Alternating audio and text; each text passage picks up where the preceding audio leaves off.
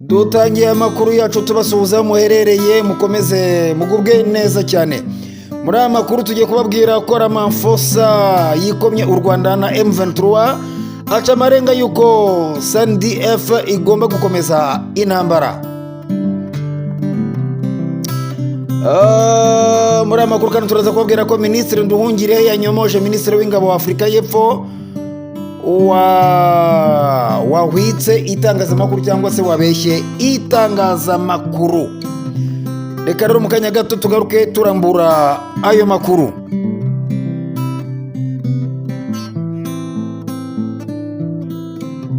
Ramaphosa yikomye u Rwanda na M23 aca amarenga yuko SANDF igomba gukomeza intambara. Perezida rero Cyril Ramaphosa wa Afurika y'Epfo yokeje u Rwanda igitutu nyuma yuko ishyamba zo mu mutwe wa M23 zigaruriye umujyi wa Goma. Izo nyeshyamba rero ziragenzura Goma kuva mu masaha barirwa muri 72 ashize. Ni nyuma yo gutsinda ihuriro ry'ingabo za leta ya Repubulika ya Demokarasi ya Kongo ryarimo n'ingabo za Afurika y'Epfo mu mirwano yasize iki gihugu cyo mu majyepfo ya Afurika gipfushije abasirikare 13 bose. Perezida Cyril Ramaphosa agaruka ku rupfu rw'abasirikare yavuze ko igihugu cye cyafushe abasirikare 13 b'abanyamwete bari bariyeguriye ubutumwa bwabo ndetse baniyemeza ngo amahoro. Ramaphosa yakomeje yikoma u Rwanda na M23 avuga ko imirwano bari abasirikare baguyemo ari umusaruro w'umwuka mubi wa M23 n'ingabo z'u Rwanda RDF barwana n'ingabo za RDC ndetse na FARDC ndetse bakanagaba ibitero ku ngabo za SADC ziri mu butumwa bwo kugarura amahoro muri RDC arizo zibumbiye mu mutwe bise SAMIDRC. Ramaphosa rero waciye amarenga yuko ingabo za Afurika y'Epfo ziri muri RDC zigomba gukomeza imirwano.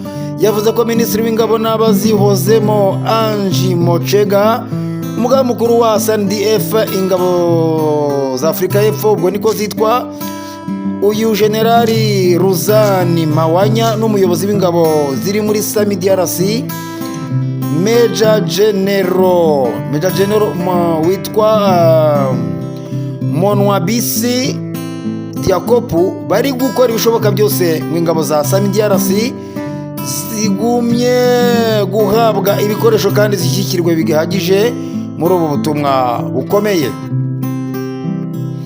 Perezida Cyril Ramaphosa rero yavuze ko kuba Afurika y'Epfo ifite ingabo muri RDC bidasobanuye gutangaza intambara ku gihugu cyangwa se leta iyo ari yo yose, ahubwo biri mu rwego rwo gufasha ibihumbi by'abanyekongo kubona amahoro ndetse no gufasha iki gihugu kugera ku mahoro arambye.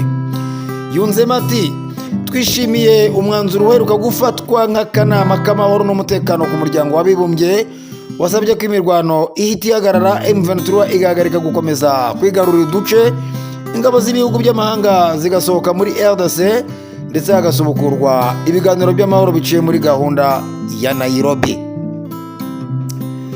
Murumva rero ko yari amagambo ya Perezida Afurika y'Epfo Cyril Ramaphosa yatangaje ubwo yaramaje kurakara cyane kubera abasirikare 13 be baguye hariya mu rugamba M23 yari ihanganyemo n'ingabo za leta ya Kongo ifashijwemo n'izi ngabo za SADC, harimo rero n'ingabo za Afurika y'Epfo. Murumva rero ko bitazoroha kandi murumva ko ari guca amarenga ko ingabo zigomba gukomeza gumara muri Kongo zigakomeza urugamba, ariko ibyo byose tukaba tuvuga ko biterwa n'umutungo kamere uri mu butaka bwa kiriya gihugu cya Repubulika ya Demokarasi ya Kongo. Akaba ari niyo mpamvu benshi badashobora gupfa kuhava kubera ko hari umutungo ukomeye cyane w'amabuye y'agaciro, kandi hariya barimo ibihugu byinshi niho biri kandi byose biri gushaka kwitwarira ku mutungo wa Kongo urimo amabuye y'agaciro akomeye cyane.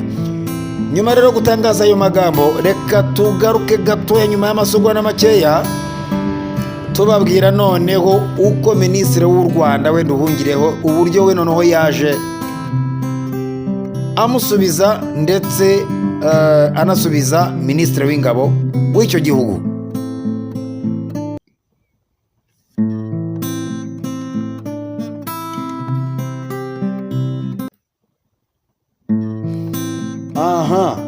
Minisitiri Nduhungirehe yanyomoje Minisitiri w'Ingabo wa Afurika y'Epfo wahwitse itangazamakuru cyangwa se wabeshye itangazamakuru. Minisitiri w'Ububanyi n'Amahanga w'u Rwanda Ambasaderi Olivier Nduhungirehe yanyomoje Minisitiri w'Ingabo wa Afurika y'Epfo wabeshye itangazamakuru ku birebana n'ingabo z'icyo gihugu ziri muri Repubulika Iharanira Demokarasi ya Kongo.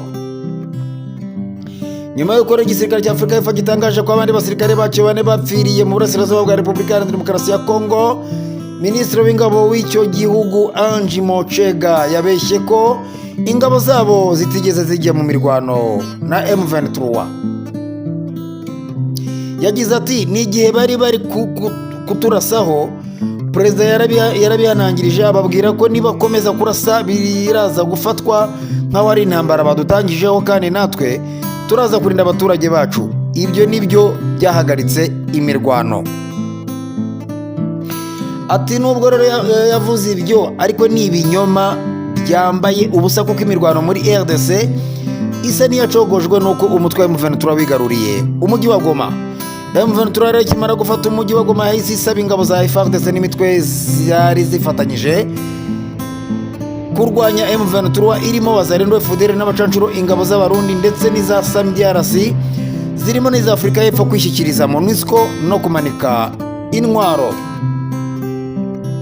M23 yatangaje ko yafashe umujyi wa Goma ku cyumweru tariki 26 Mutarama 2025 ndetse kuri ubu mirwano isa n'iyamaze gutuza. Minisitiri Nduhungirehe rero yahise nyomoza uw'ingabo, Minisitiri w'Ingabo wo muri Afurika y'Epfo wari wabeshye itangazamakuru wabo yerekana ko ibyo avuga ari ibinyoma mu butumwa yanditse kuri 29 Mutarama 2025 ubwo n'uyu munsi nyine. Ati Minisitiri w'Ingabo wa Afurika y'Epfo arabeshya, ibi ni imikino idafite igisobanuro kandi idashobora kuzana amahoro mu burasirazuba bwa RDC.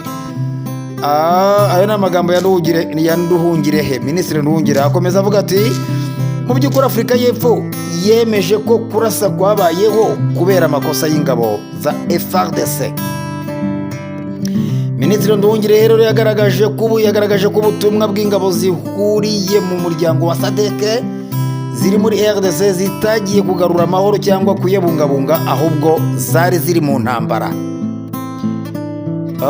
Uyu mugabo rero ariwe Minisitiri Nduhungirehe yakomeza mu magambo ye ati reka mbisobanure neza, SAMDRC ntabwo ari ingabo zishinzwe kubungabunga amahoro, yahoze mu ntambara. Kwibasira rero u Rwanda kwa bamwe mu bayobozi ba Afurika y'Epfo bikeneye igisubizo. Inshingano za SANDF muri RDC ntabwo zigeze zisobanuka, birimo kurinda Perezida Tshisekedi, inshuti z'akadasohoka z'abajenosideri za FDLR, imitwe yitwaje intwaro y'imbere mu gihugu ndetse n'abacancuro b'abanyaburayi. Agakomeza rero avuga ko igisirikare rero giheruka gusobanura ko 3 muri abo basirikare bishwe n'igisasu ubwo abarwanyi b'umutwe witwaje intwaro wa M23 bari bahanganye n'ihuriro ry'ingabo za RDC hafi y'ikibuga cy'indege mpuzamahanga cya Goma. Undi musirikare wa Afurika y'Epfo wapfuye nk'uko iki gisirikare cyakomeje kubisobanura ngo n'umwe mu baherutse gukomereka ku rugamba rwabaye mu minsi 3 ishize. Afurika y'Epfo rero kuva tariki 23 Mutarama imaze gutakariza abasirikare 13 ku rugamba rwo mu burasirazuba bwa RDC. Burumva rero ko ari ibintu bitoroshye, ariko aya ni amagambo ya Minisitiri Nduhungirehe yasubizaga ayo umuyobozi w'ingabo za Afurika y'Epfo wari uri hariya mu mirwano igoma yari yatangaje avuga ko ingabo za M23 zabarasheho batari mu rugamba, ngo ahubwo bo bari barimo kureba kuntu ngo bashyiraho umutuzo ndetse no kuntu ngo bashakira ugutuza abaturage ba RDC.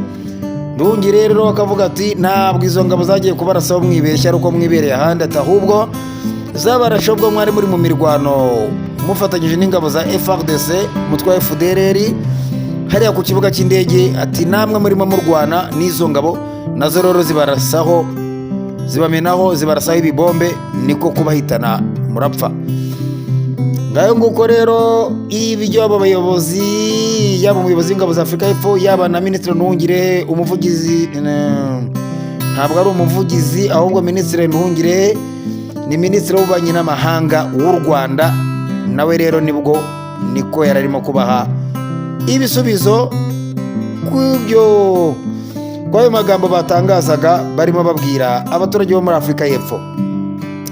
Ibyo kandi twongere tunababwire ko abaturage bo muri Afurika y'Epfo bakomeje kurakara cyane, bagaragaza n'uburakari, barimo bavuga bati ingabo zacu ni kubera iki zirimo kugwara muri Repubulika Iharanira Demokarasi ya Kongo, zagiye gukora iki, zagiye kumara iki, kubera iki zirimo gupfa, abana bacu bagataha mukabacyura ari imirambo, nyamara ntacyo bagiye kuharanira. Ariko abayobozi ba Afurika y'Epfo bo barabizi ko icyo bagiye guharanira hariya bo barakizi ko ari ukugenda hariya bagiye gushaka uburyo nabo bafata ku mutungo wa Kongo.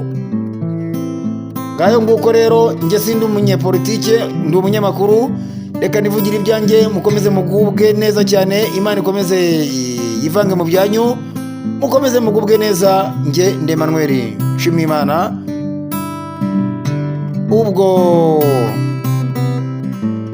ubwo amakuru yandi arakomeza gusohoka, nayo turaza kureba uburyo dukomeza kujya bagezaho 5 kuri 5.